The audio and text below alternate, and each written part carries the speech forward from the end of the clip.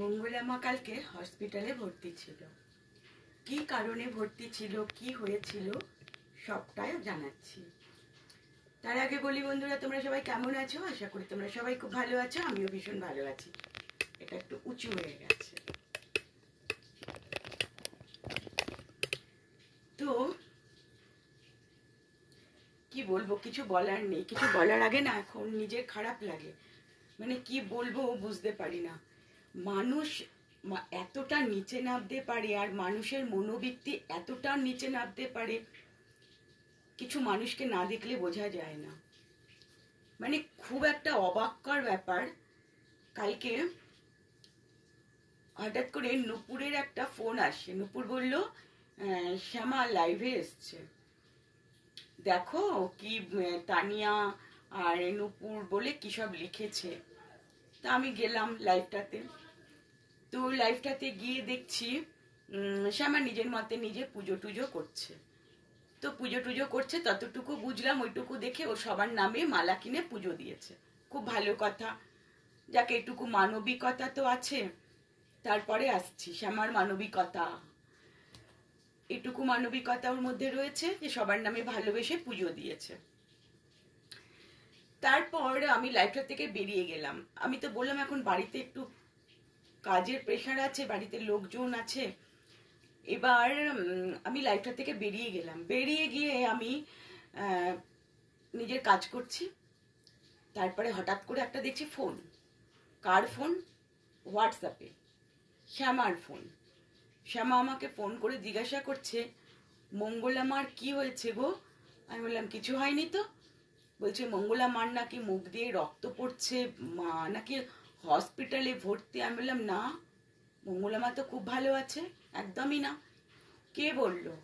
বলছে একজন আমার লাইভে এসে কমেন্ট করলো। আমি বললাম সে মিথ্যে কথা বলেছে, মঙ্গলামা খুব ভালো আছে, তুমি আমার কথা শোনো, মঙ্গলামা ভালো আছে, তুমি একটু খবর নিয়ে দেখো না। আমি বললাম খবর নিতে হবে না, মঙ্গলামা ভালো আছে। তো যাই হোক, একটুকু কথা বলে ও চলে গেল। আমি তো সবার সাথে আবার ব্যস্ত হয়ে গেলাম। তারপর দেখছি মঙ্গলামার মুখ দিয়ে রক্ত উঠেছে। রাত্রিবেলা আরেকজন আমাকে বলছে দেখো মানুষ ভিডিও মানে লাইভ করছে, ভিডিও করছে, মঙ্গলামা হসপিটালে ভর্তি। না বন্ধুরা, মঙ্গলামা একদম হসপিটালে ভর্তি না, ভর্তি ছিল না। আর মঙ্গলামার বাড়িতে কালকে অনেক লোকজন এসেছিল, খুব আনন্দ মজা করে সন্ধ্যেটা কাটিয়েছে।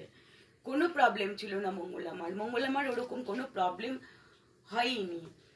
তো মঙ্গলামার যদি অসুখ বিসুখ করে, এর আগে চোখে ত্রিশূল লেগে গেছিল, তো মঙ্গলামাকে হসপিটালে যেতে হয়েছিল। অবশ্যই যেতে হবে হসপিটালে।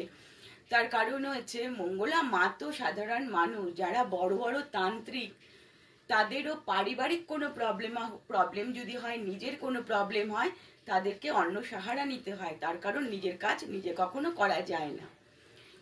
তো আমি ওইদিকে যাব না, মঙ্গলামা তো তন্ত্রমন্ত্র করে না। তো মঙ্গলা মায়ের এই খবরটা শুনে আমার ভীষণ খারাপ লেগেছিল, খুব খারাপ লেগেছে। যেখানে জানি উনি ভালো আছে, তবু একটা খারাপ লাগার জায়গা। যারা মঙ্গলামাকে ভালোবাসে তাদের তো খারাপ লেগেছে এটা। আর যারা মঙ্গলামাকে পছন্দ করে না তাদের হয়তো খুশি হয়েছে। আবার কিছু কিছু মানুষ পছন্দ না করলেও তাদের একটা বিবেকে কোথাও গিয়ে লেগেছে। যদিও যত যাই হোক, যত লড়াই হোক, যত ঝামেলা হোক, আমরা তো দিন শেষে মানুষের একটা হৃদয় বলে কিছু আছে, তো কোথাও গিয়ে একটা না কাজ করে। তো আমার ভীষণ খারাপ লেগেছিল যে এরকম ধরনের কথাবার্তা মানুষ বলতে পারে একটা মানুষের সম্বন্ধে। যে মানুষটা সুস্থ আছে তার এত বড় খারাপ কামনা, মানে জ্বর বা একটা কিছু হয়েছে সেটা নাকি মুখ দিয়ে ব্লাড বেরোচ্ছে। কতটা খারাপ কন্ডিশন হলে পারে মুখ দিয়ে ব্লাড আসে, এটা শুনে খুবই খারাপ লেগেছে। তার সাথেও খারাপ লাগলো মানুষের মানবিকতা দেখে, যে মানুষ আজকাল কোথায় নেমেছে। নিজের স্বার্থ, নিজের রোজগার, নিজের স্বার্থ সিদ্ধি করার জন্য মানুষ এতটা নিচে নামতে পারে, এতটা ভাবা যায় না, সত্যি ভাবা যায় না। আমরা না চরম শত্রু যদি অসুস্থ হবে, তাও আমাদের মনে কোথাও হবে কি জানি কেমন আছে কি জানি। একটা পাড়া প্রতিবেশীও হসপিটালে ভর্তি হলে আমরা 10 বার খবর নেই, কেমন আছে, ভালো আছে তো, ডাক্তার কি বলল। মানে সোশ্যাল মিডিয়ায় যারা থাকে তাদের কি এটুকু মানবিকতাও মানে ভগবান খেয়ে নিয়েছে? সবকিছু বিসর্জন দিয়েই সোশ্যাল মিডিয়ায় আসতে হয়? জানি না। তবে মঙ্গলামার এই কথাটা অনেকে মানতে পারেনি, অনেকে না। তারপরে নুপুরের ভিডিওতে গিয়ে দেখলাম একজন কমেন্ট করেছে, সে নাকি বলেছে, তার নামটা আমি জানি না, কি দাস ফাঁস হবে, সে নাকি বলেছে। তাকে বলবো, কি দিদিভাই কি দাদাভাই আমি জানি না, তাকে বলবো এরম ধরনের কথাবার্তা বলবেন না।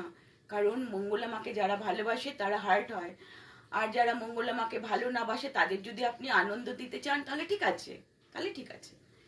কিন্তু এটা অনেকেই ভালোভাবে নিতে পারেনি, অনেকের কষ্ট হয়েছে। নুপুর শুনে আঁতকে উঠেছে, জেঠিমা শুনে আঁতকে উঠেছে, জেঠিমা খুব কষ্ট পেয়েছে, নুপুর খুব কষ্ট পেয়েছে। আমি বলছি কিছু হয়নি, আমি বলছি শোনো না কিছু হয়নি, নুপুর বলে আমি জানি কিছু হয়নি, কিন্তু তবুও মনটা তো খারাপ লাগছে এরকম কথা শুনে। তো সেখান থেকেই বলবো এরকম ধরনের কাজ কারবার আপনারা করবেন না। তার কারণ এতে এই মিথ্যে রটনা একদম ভালো জিনিস নয়, একদম ভালো জিনিস নয়। যে মানুষটা সুস্থ আছে, যে মানুষটা প্রতিনিয়ত মায়ের সেবা করছে, যেই মানুষটা প্রতিনিয়ত এত মানুষের সাথে কথা বলছে, তাকে নিয়ে এরকম কথা বলতে একটুকু বিবেকে লাগে না? একটুকু কষ্ট হয় না? জানি না, বলতে পারবো না, হয়তো হয় বা হয়তো হয় না। তো এটুকুই বলার ছিল, আর কি বলবো।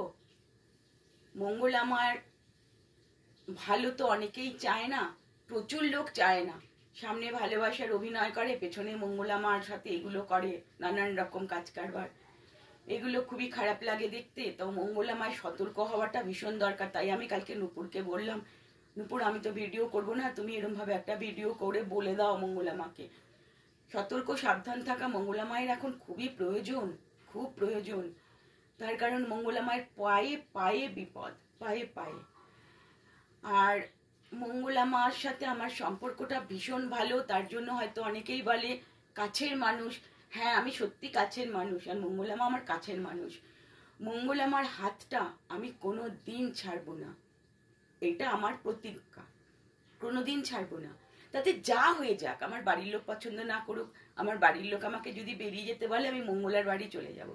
মঙ্গলা যদি হাত ছেড়ে দেয়, ওর কাপড়ের আঁচল ধরে রাখবো, তবু আমি ওর হাত ছাড়বো না। যত দূর যেতে হয় আমি যাব, মঙ্গলার হাতে আমি ছাড়বো না। তো মঙ্গলামাকে এটাই বলবো, মঙ্গলামা তুমি সাবধানে থেকো, এত মানুষের তোমার উপরে চোখ পড়েছে, এত কুদৃষ্টি, জানি না গো, তুমি ভালো থেকো, সাবধানে থেকো। কৃষ্ণকালী মাকে এটুকুই প্রার্থনা করি তুমি খুব ভালো থাকো। আর ভালো তো তোমাকে থাকতেই হবে, তার কারণ এত মানুষের মানে তোমাকে এত আশীর্বাদ করে, এত ভালোবাসা দেয় তোমাকে মানুষ, মানুষের ভালোবাসাতেই তুমি হয়তো সবসময় ভালো থাকবে। আর শরীর খারাপ, তো শরীর থাকলে শরীর খারাপ হবেই। শরীর যদি খারাপের কথাই ওঠে, তাহলে কি বলবো, মহাপুরুষদেরও শরীর খারাপ হয়েছিল, কঠিন ব্যাধি হয়েছিল, সেই ব্যাধি কিন্তু মা নিয়ে নেয়নি। সে কিন্তু ভক্তের রোগ নিরাময় করত, ভক্তকে শান্তি দিত রোগ নিরাময় করে। কিন্তু সেই রোগে উনি আক্রান্ত হয়ে উদ্যান বাটিতে দেহ রাখেন। আমি ওই মহাপুরুষদের নাম বারবার টেনে টেনে, ভালো লাগে না বলতে, আমি বলবো না, তার চরণে আমার শতকোটি প্রণাম। তো উনি উদ্যান বাটিতে দেহ রাখেন, ওনার ওই কঠিন রোগ মা কিন্তু নেয়নি। ওই বিভৎস কষ্ট যন্ত্রণা মা কিন্তু নিয়ে নিতে পারেনি, তার কারণ ওনার এখানেই এটা ছিল, ওনাকে ওইভাবেই ভুগে প্রাণটা দিতে হবে, তার জন্যই উনি ওইভাবেই গেছে। কিন্তু মা তো পারতো না এক চুটকিতে রোগটা নিয়ে নিতে, বা পারতো তাকে কষ্ট থেকে আরাম দিতে। অনেক কষ্ট পেয়েছে, অনেক কষ্ট পেয়েছে, তার বইগুলো পড়লে বোঝা যায় অনেক কষ্ট পেয়েছে। আজও 1 জানুয়ারি উদ্যানবাটিতে ওই দিনটা পালন হয়, বিভৎসভাবে, বিভৎসভাবে পালন হয়। বহু দূর দূরান্ত থেকে, দেশ বিদেশ থেকে লোক আসে। তাহলে তাকে কেন, মা তো তার সাথে সাথে ছিল, তাহলে তার কেন অসুখ করলো, তার কেন অসুখটা মা নিতে পারলো না? নেয় না, হয় না। আমরা এখানে যেটা লিখে নিয়ে এসছি না, আমরা যত মা মা বাবা বাবা করি, মূর্তির মধ্যে কখনো মা বাবা কিচ্ছু থাকে না, এখানে থাকে। মূর্তিটা কেন থাকে? আমাদের যেহেতু পাপের মন, আমরা মূর্তিটাকে না দেখে না সেই মূর্তিটাকে এখানে আঁকতে পারি না। তার জন্য মূর্তির দিকে তাকিয়ে আমাদের ভাবতে হয় এটা মা, এটা মহেশ্বর, এটা এই ঠাকুর, ওটা ওই ঠাকুর, আর কিছুই না। মূর্তি তো লক্ষ লক্ষ দোকানেও বিক্রি হচ্ছে, কত গাছতলায় পড়ে থাকছে, পুজোর পর গঙ্গায় ভাসান দিয়ে দিচ্ছে। প্রাণ প্রতিষ্ঠা করলাম, প্রাণ দিয়ে দিলাম আর প্রাণ নিয়ে নিলাম, হয়ে গেল? না, কখনো না, কখনো না। হ্যাঁ, ঘট প্রতিষ্ঠা করে অনেকে পুজো করে, অনেক পুরনো পুরনো মন্দির ঘট প্রতিষ্ঠায় পুজো হয়, ওটা একটা নিয়ম, একটা নীতি রীতি চলে এসছে, সেটা একদম আলাদা, একদম আলাদা। আর আমরা ঘরে ঠাকুরের চিত্ত রেখে পুজো করি, এটা আমাদের মনের চিত্ত নেই বলে, তার জন্য সেহেতু মানুষ যখন আমরা চলছে ফিরছে, অসুখ তো করবেই, আজ হোক আর কাল হোক, হবেই অসুখ। তো তাদেরকে বলবো এরকম মিথ্যে রটনা রটাবেন না। খুব খারাপ লেগেছে শুনতে, অনেকে কষ্ট পেয়েছে, অনেকে ওটা মজা উড়িয়েছে। যারা মজা উড়িয়েছে তাদের তো কিছু বলার নেই, যারা অন্তর থেকে একবার হলেও কষ্ট পেয়েছে তাদের কষ্টটা ভগবান দেখেছে, মা দেখেছে, মিথ্যে হলেও মা দেখেছে তার ভিতরের অনুভূতিটা। আর যারা মজা পেয়েছে তাদেরকেও মা দেখেছে। ভগবানের মার দুনিয়ার বার, ধীরে ধীরে মারবে, ধীরে ধীরে। আজ পাপ করছি কাল মেরে দেবে, কখনো না, ধীরে ধীরে বিচার হবে, হবে, হবে। তো বন্ধুরা, বেশি কথা বলবো না, বাড়িতে বললাম না অনেক প্রবলেম আছে, বাড়িতে লোকজন। তো ভিডিওটা এখানে শেষ করে দিচ্ছি, আগামী দিন নতুন একটা ভিডিওতে আবার তোমাদের সঙ্গে দেখা হবে। কাল থেকে আমি মুক্ত ভিডিও করব, খুব আনন্দ, খুব মজা, ভালো হবে, বাড়ি পুরো ফাঁকা, আমি শান্তি। চলো টাটা, ভালো থেকো, সুস্থ থেকো, নিজেদের অবশ্যই খেয়াল রেখো।